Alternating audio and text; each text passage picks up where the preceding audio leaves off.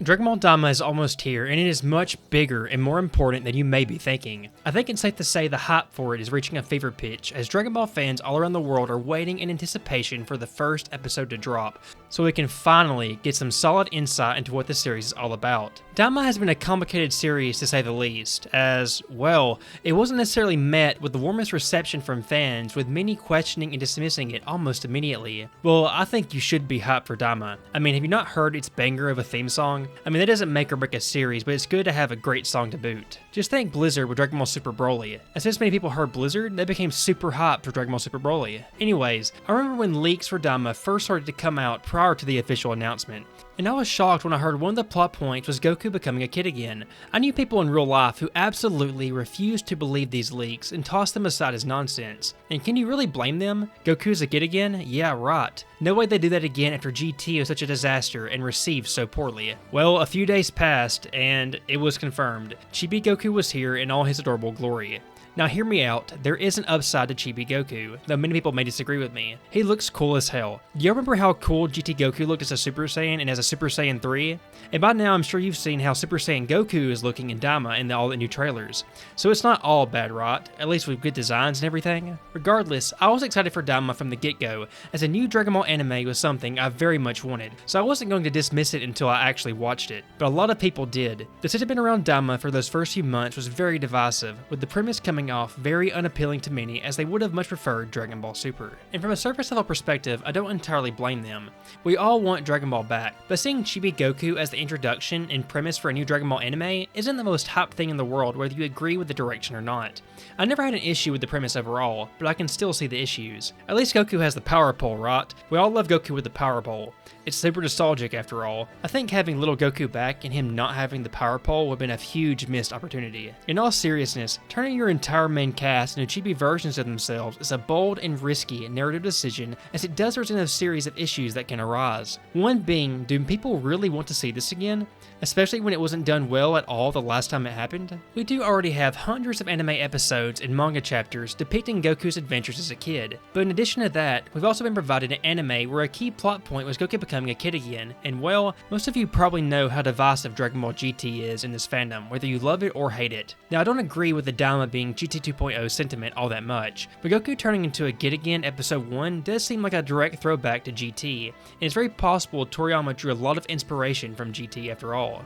There were reasons people thought the initial leaks had to be a joke, but I didn't doubt them, and I'll tell you why. It's modern Dragon Ball after all, and if you haven't realized, modern Dragon Ball does absolutely crazy things. It may not seem crazy looking back now, but if you were in the fandom in 2018, seeing freaking Broly of all people being revealed as the new film's primary antagonist with a revamped character was insane at the time. It's hard to convey that properly over a video. You just had to be there. The poster of the film actually leaked a little bit early, and some people even thought Broly was Yamcha. That's how insane Twitter was going that day. But then the official poster with the movie title came, and the fandom blew into an uproar. It's hard to say if the reception was positive or negative, as most people, including me, were in absolute shock. Like, who thought Broly, the beloved bad guy from the old school Dragon Ball Z movies, is becoming canon with Toriyama at the helm? It was an absolutely crazy thought. I'm sure Broly fans were super excited, while others took a wait-and-see approach, asking if rehashing an old character was truly a good idea. Well, most people ended up very much liking the movie when it aired, with some even preferring the new Broly over the old one. The old Broly still has undying support from many in the fandom. Dragon Ball Super Broly is just an example of how old ideas being revamped for modern Dragon Ball isn't always a bad thing. This can be a similar situation for Daima. I've taken a wait-and-see approach, and from all the promotional material, I'm super excited for Daima to be here. As I stated, Daima is setting up to be much bigger and more important than many of us thought at surface level. But why exactly is that? Chibi Goku aside, we get to see Chibi Goku in the Demon Realm. The Demon Realm is one of the most mysterious places in Dragon Ball, as it was featured extremely sparingly in Toriyama's Dragon Ball manga. Most of the exposure we got to it was at the hands of Babidi and Dabura, but even then that was extremely limited to just a bit of lore, such as Dabura being the Demon King.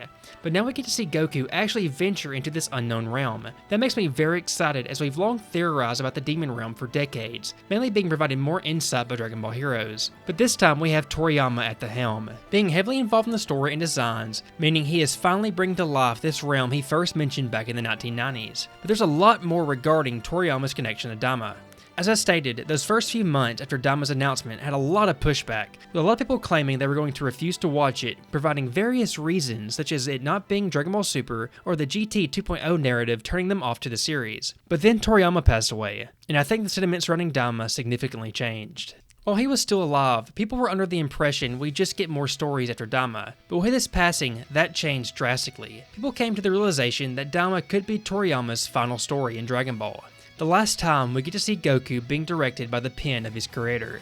That's a very big deal, as if Daima was his last work, while Toriyama and Toei may be guiding Goku in his adventures in the future, with Toriyama's spirit in mind, but to many, something will still be missing. Is Dragon Ball truly Dragon Ball without Toriyama? It's a deeper discussion for another day, but I feel that everyone would have a very different response. But when Toriyama passed, it feels to me as if lots of people threw aside their own narratives for not watching the series, and became extremely invested in it as a last sign of respect for Toriyama as we all realize the significance of his passing. Many fans want to check out Daima now due to it being one of Toriyama's last works. They want it to be great and to not fall flat. Now don't get me wrong, I still see plenty of those people who just can't help themselves and feel the need to post "We want Super, we do not care" on every Daima hot post on Twitter. There's still plenty of it out there if you look. And to those people, what else can we say but we don't care? The Daima hype train is here, get on or get left behind. But will Daima actually be good? Just because we're hyped for a series doesn't automatically mean it will translate into being a quality product. Modern Dragon Ball has been known to be quite inconsistent with its writing and storytelling after all, but all we can really do is hope for the best. Daima has been treated with ample amounts of love and care by the production staff. If you want a comparison, let's look back at Dragon Ball Super. Early Super was egregious for its rushed nature, which led to production downfall featuring abysmal art and animation. I'm sure you all remember Episode 5. And if you don't, it's only a short Google search away. The main reason for that downfall was that it had just a few months of production. That is far less than most anime are given. Far less. This proved to be detrimental and a huge mistake by Toei Animation, and they seem to have learned from that as Daima has reportedly been in production for multiple years now. From the trailers alone, we can see how well it looks in terms of its visuals. Great visuals can make or break some shows, and it's sure to be a huge bonus. But will Daima feature a compelling story? It could, but it doesn't have to. One thing that fans love about Dragon Ball is that it doesn't have to feature a super deep and complicated story to be great. Dragon Ball thrives off its action, cool character moments, and its sense of adventure. Some arcs, where many would argue that the story is just serviceable, was made great by other factors. I would very much like Daima to have a very compelling story. Will the villain be good? Will everything make sense? Will the demon realm be properly fleshed out and explored? This is an anime series after all, meaning you will have much more time to tell this story than the likes of Dragon Ball Super Broly and Superhero did, with them just being movies after all. Toriyama seemingly had a story he wanted to tell from start to finish that warranted an entire anime to be dedicated to it. I want Daima to do what Dragon Ball does best. Provide us with a fun and exciting adventure, great action, and a fun story. Maybe Daima could even provide and tell one of the best stories in the series. Or maybe it will fall short of all those marks. We won't know until we get the chance to watch it.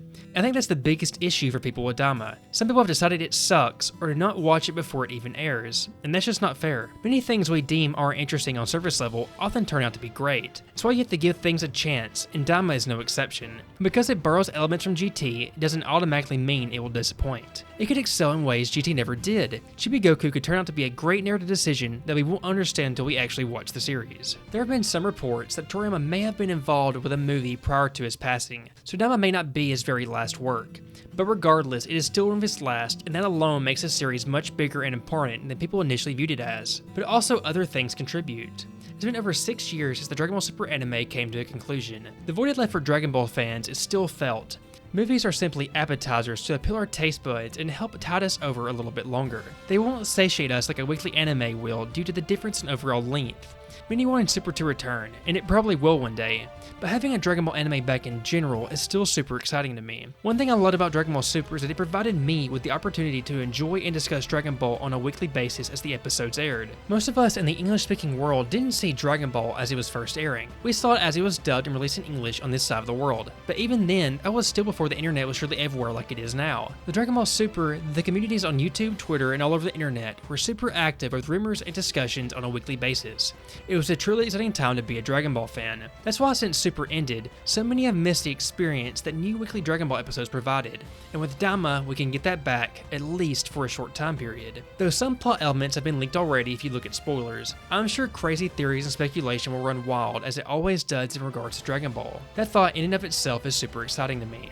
Daima could also be used to set up the future of Dragon Ball. It may not be directly correlated to Dragon Ball Super, but that doesn't mean we won't see Toyotaro incorporate characters or elements of Daima into his future stories with Super, meaning watching it could be very important if you're a strong advocate and reader of the Dragon Ball Super manga. Do you really want to miss anything Dragon Ball though? Even if it was something we didn't expect? What about Ultra Instinct, Blue, and all the cool god forms? Well, in regards to that, Daima could actually be a breath of fresh air, and I haven't seen this talked about all that much. We get to go back to the days of Dragon Ball Z in terms of power, with just the old school classic Super Saiyan transformations to rely on. We know Daima takes place before Battle of Gods and after the Buu arc, so maybe we really will get to see Super Saiyan 3 Chibi-Goku after all. Super Saiyan 3 is one of my favorite forms in the series after all, so I am kind of biased. But Super Saiyan 3 is the strongest available transformation to Goku during Daima's time period, and we've already seen him use Super Saiyan 2 in the trailers. Seeing fights that aren't on the Galley scale like is the normal Dragon Ball Super could be refreshing in a sense. Of course, the power scaling will still be off the charts. That's just the nature of Dragon Ball, love it or hate it. Daima has plenty of upside. There's a plethora of things I didn't even go into today, like Chibi Vegeta. Seeing little Vegeta in action could be cool too, as we haven't exactly had much dedicated to Kid Vegeta before, so that could be an exciting opportunity to explore. Also, let's not act like Goten and Trunks being reverted to babies after we just got to see them grow up in Superhero isn't absolutely hilarious. Seeing the fallout of the Buu saga and discovering the conspiracy in the Demon Realm, exploring the potential of the Macau Shin, and the potential of the new characters are just a couple of the things that excite me about Daima, as it's shaping up to be a much more important series than we all initially anticipated. But what are you most looking forward to about Daima? Please let me know down in the comments below. If you made it this far in the video, thank you so very much for watching. Please consider leaving a like and subscribing to the channel, as it helps the video do well, and it helps the channel do well here on YouTube. Please consider leaving a comment, leaving your thoughts down below. My name is Champazard. Thank you so very much for watching. Please consider hitting the like and subscribe buttons, and I'll see you next time.